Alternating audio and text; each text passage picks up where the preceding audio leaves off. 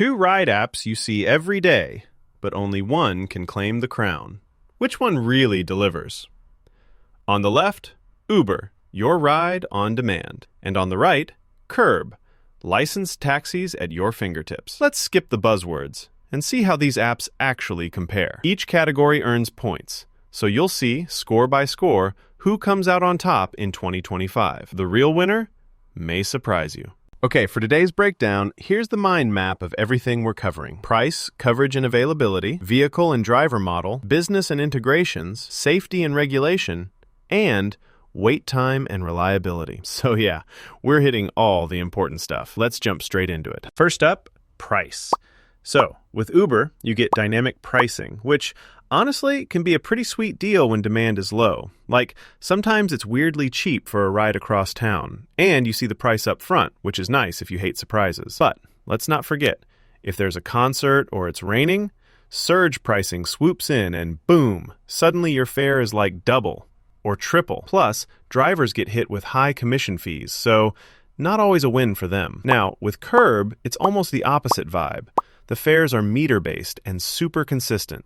No sudden jumps. What you see is what you get, you know? In NYC especially, taxis are often cheaper for short trips, and there's zero surge pricing.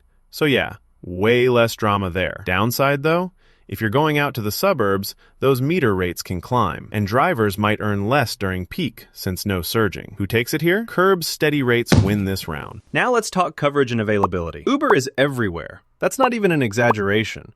Over 10,000 cities globally, millions of drivers, and your wait time is usually just a few minutes. Seriously, you open the app anywhere and there's almost always someone close by. But, to be totally honest, if you're out in some tiny town, it's hit or miss. As for Curb, it's kind of old school, but solid in 60-plus US cities, especially where there's a strong taxi network. You're getting legit, licensed drivers, that's cool, but international coverage? Kinda not happening. So overall, Uber definitely wins here for being, well, everywhere. All right, next, vehicle and driver model.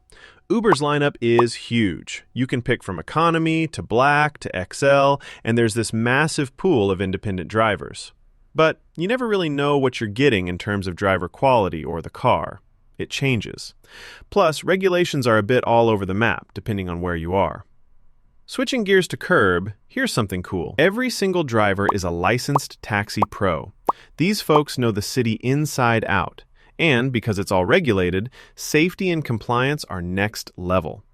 But yeah, sometimes it's an older taxi, not a fancy ride, and if you want premium or classic cars, well, you won't find them here. Still, for consistency and professionalism, Curb is the winner in this category. Oh, and here's something cool you might not know.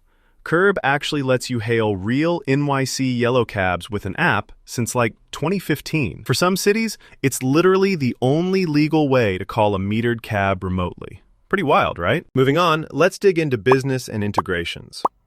Uber has made a whole ecosystem, rides, food delivery, packages, all from one platform. The dashboard is honestly super handy for any business keeping tabs on travel and reports. And if your team is global, you're covered almost everywhere. But if you need a human on the line, they're mostly self-serve. It's kind of a mixed bag on support. With Curb, you get solid expense tracking, digital receipts, and if you're a corporate user, actual humans for support, plus white glove onboarding. It's built straight for rides, though. Food or package delivery? Not really a thing. As for integrations globally, Uber wins for just being way more flexible and broad. Now let's talk safety and regulation. Uber has some cool stuff here. Door-to-door safety standards, ongoing monitoring, and you feel pretty secure hopping in most of the time. But, and it's a big but, there's always some sort of legal issue popping up. A bit of controversy here and there depending on the region. On the flip side, Curb really leans into that classic taxi model. Drivers are vetted, fully licensed, and everything's by the book with local compliance and insurance. The one weird thing is, you don't always get live app-based tracking in every city.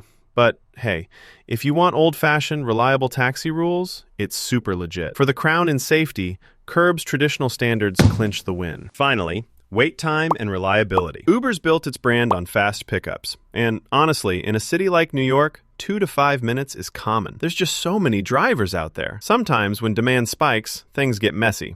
But like, who doesn't hit a hiccup now and then? For Curb, reliability is a given if you're in the right city.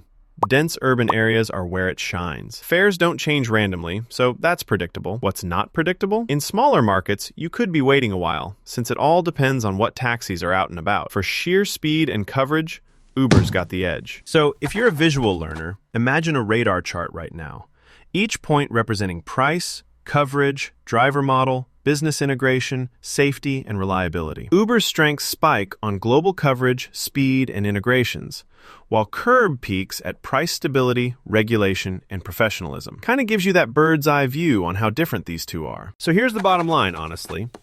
If you're all about traveling, want flexibility, and fast pickups pretty much anywhere in the world, Uber is probably your jam. But you know what?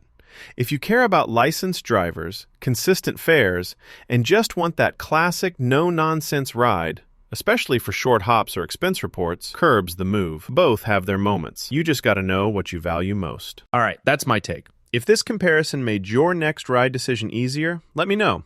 And seriously, always check those current fares in the app before you book. Save some money, get there safe. See you in the next